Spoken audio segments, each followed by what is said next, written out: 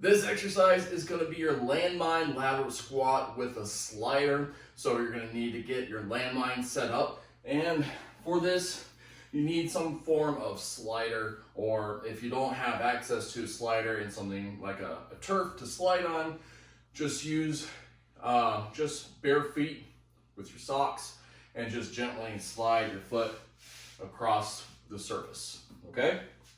So for this exercise, landmine, you're gonna get your weight set up in a landmine position, your stance leg, non-sliding leg, you're gonna plant it into the ground, get nice and tight here. Now with your sliding leg, you're gonna slide it directly out to the side as you squat down here.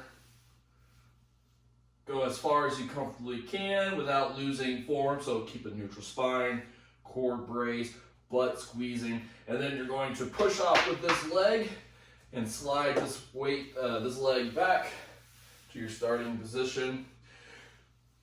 For this exercise, you're going to have to significantly lower the weight compared to just your normal landmine lateral squats. All right, puts a little bit more demand for the adductors here while you're sliding in and out.